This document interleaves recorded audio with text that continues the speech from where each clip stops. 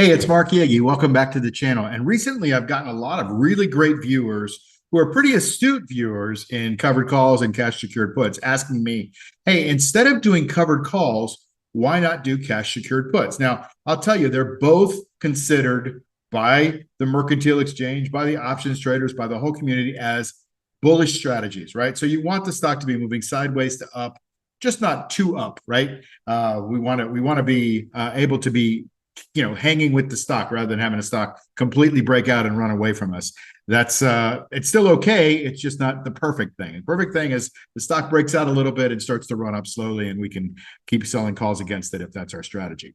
But a lot of questions revolve around, should I sell cash secured puts or should I sell puts? Now, they're a similar return. Now, covered calls, at least in my experience, prove to be a little bit better with returns than cash secured puts. Now, some people argue with me on that, but I can tell you, I go and pull out option chains all the time, and covered calls generally eke out puts by just a little bit. Why is that? I think covered calls are a little more popular. And here's why. The covered calls are like, we're optimists, we're humans, right? We want things to go up, we want to get richer, we want things to grow, we want our plants to grow up, we don't want them to die. When you bet on covered calls, calls are easy to understand, right? Because you buy a call in the expectation that you hope the stock goes up. You sell a call to get the income. You really hope the stock stays the same or goes up so you can maximize the income, but it also protects the downside. A put, on the other hand, if you buy a put, it's the dark side, right? You are expecting the stock to go down if you buy a put. It gains value the more it goes down, right? It gives you the opportunity to sell somebody a stock at a higher price than the stock currently is. That's what a put is all about. And that screws with people's brains. That's why I call it the dark side. So you have to kind of take your brain out, wash it, put it back in, twist it around, and now you can understand puts. So to me, covered calls are just more human nature-ish, if that makes sense. Now, when you sell puts, right, when you sell them, you gain the income from them, and you end up buying a stock that's put to you at a predetermined price before a predetermined date. Now, the thing I don't like about it, and believe me, both strategies are good, is that you end up getting put the stock when it's going down. So yes, you can sell puts and you can make some money and all that's great and hunky-dory when everything's going up. But all of a sudden the market starts to crash and you want to be out of it. Whoops, you sold a put and now you're going to get put the stock. So let's take a look at some stuff that I put together last week, actually, for my mastermind group, and we had this exact discussion. So let's take a quick look here. All right, selling put is a bullish way to enter a stock. Now, basically, you pick a stock that you like, and then you sell a put on it, right? Now, you have to have the cash to be able to handle it if they put you the stock at a certain price, if they end up selling you the stock at a certain price. But hey, you're the one that wanted it in the first place. That's why you get to collect and select really good stocks. So there are really two ways to be in the money. They're selling covered calls if you want to create income from your stock, and they're selling puts, which you also create income from your stock, but you don't even own that stock yet. You're anticipating it going up, so you don't have to own it. But if it goes down, you're happy to own it. You get put the stock at a certain price. So what is selling a put? So those of you that don't know, is a short put. A put writer retains, a writer means seller, writer retains the premium if the stock prices rise and the losses if the stock prices decline. The put writer exchanges a fixed payoff for unknown losses. A put writer is obliged to perform the contract if the buyer of a put exercises the option at the fixed rate. Okay, so I don't need to explain it. It's the definition of it right there. But here's what the profile looks like, right? You can see the stock goes up, your payoff is finite, but you gain the premium from selling. You get the juice from selling the put. Stock goes down, all of a sudden you might be owning a declining stock. I don't like to own declining stocks because I've been in some that have continued to decline. That's the problem. And then when they continue to decline, yeah, you can sell calls against them, but you've got less protection on the way down. I don't know. To me, I'd rather buy a stock that's breaking out at the top of its chart rather than trying to pick the bottom of the chart. But there's 6 of one, half a dozen of the other in a lot of cases. So let's take a look at this stock right here. And you can see this stock is working in between a consolidation area, and the 50-day moving average is, let's call it, I don't know, 116. Now, That could be a level where you say, all right, now you're giving your brain a spot to adjust or target to put a price on so that you can sell puts against it, right? So you could say, hey, the stock is at 123.72, but you know what? If it falls to 116, for example, I want to own it there because that's $4 cheaper than it is right now. And otherwise I maybe can just get the premium on the put. So let's take a look at those puts for a second. So the puts are usually on my screen, the right side. So we're going to look at where those two big circles are, right? And so you can see the 116 put is going to give you 67 cents. It's got a 16 delta. And the way to think about delta is like it's got a 16% chance of going down to 116. I don't know. It seems like maybe a little bit higher than that, but it's NVIDIA, by the way. And, this thing could move to 116 in 2 days. I mean, very quickly, it can move down $7. But nonetheless, the delta is 16. And the way you think about delta is, okay, there's a probability that it might go down, but it's a very small probability.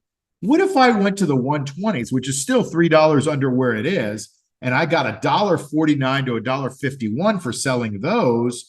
That's a 30% chance of being in the money by the time this strike comes. And that's 6 days away.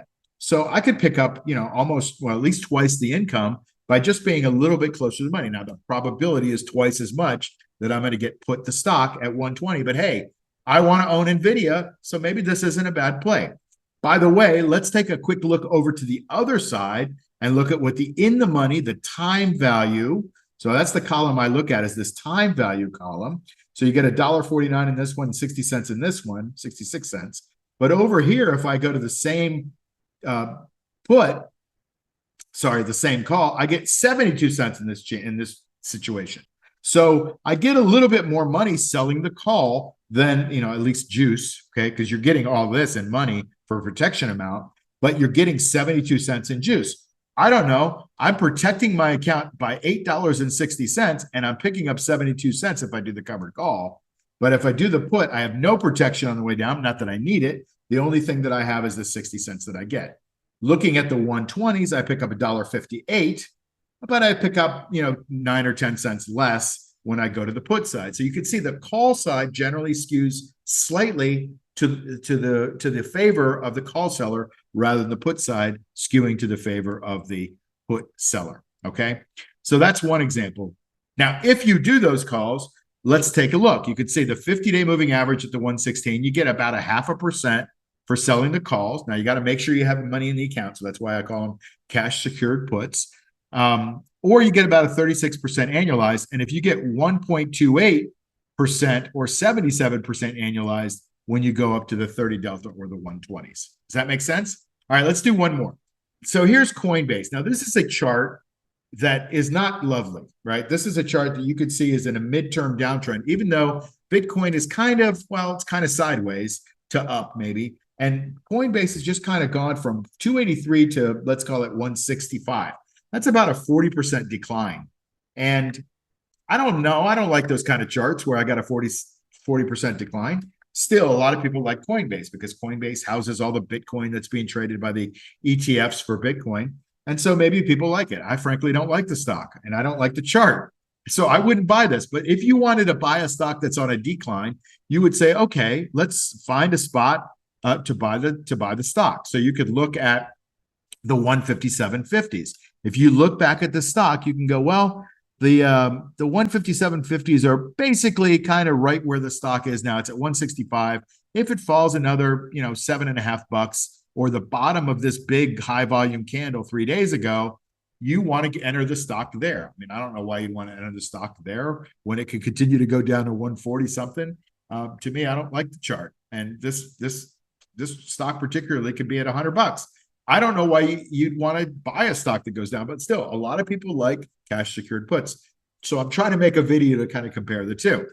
So it's just hard for me to get my brain around something that's going down and saying, oh, that's a quality stock. I really want to own it. You know what I mean? So, all right, so let's take a look at this. So we can go to the 157.50s. I got it circled there. These go out 6 days, and I can pick up about 274 to 325. Really, it's saying, the computer is saying 274 in juice. If we sell at the bid, you're going to be able to pick up a little bit more by selling in between. But let's just assume that we get the worst case scenario, 274.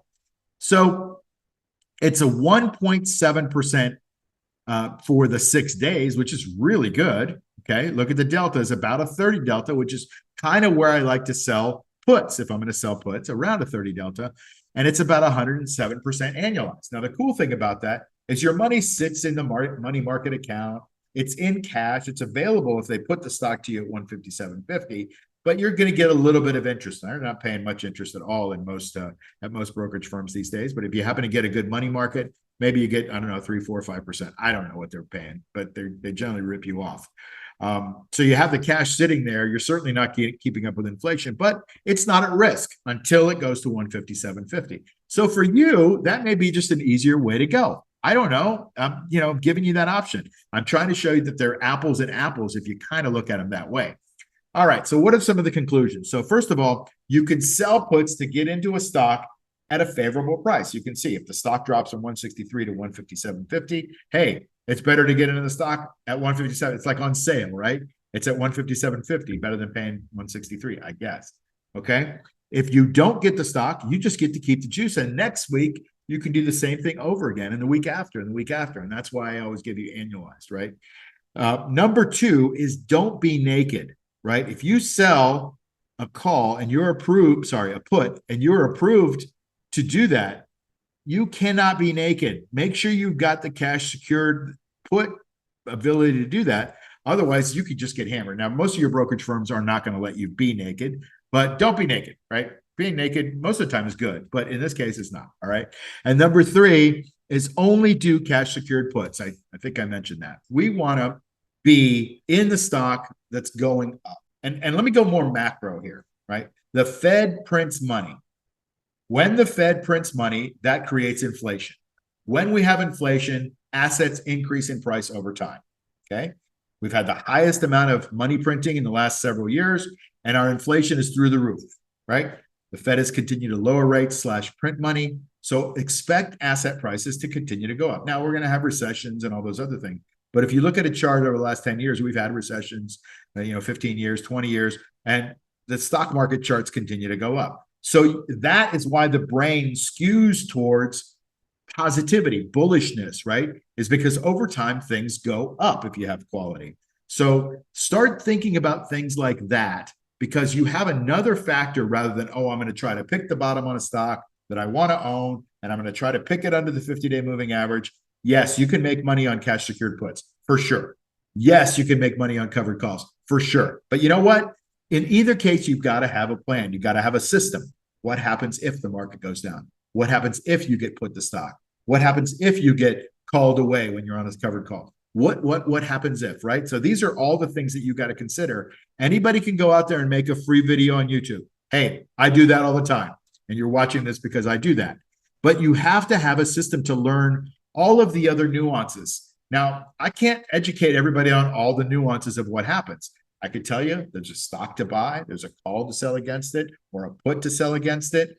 I could tell you all that stuff, but I can't tell you the what happens if. That's a system that you have to learn, right? And you should have your own trading plan. Everybody should have a trading plan. So if you don't have one, shut off this video right now and go down and write your trading plan. What happens if the market goes up? What happens if the market goes down? What happens if the stock goes down? What happens if the stock goes up? All those things, put those in. Please put those in. Having a trading plan and a system is so important. All right, enough for me.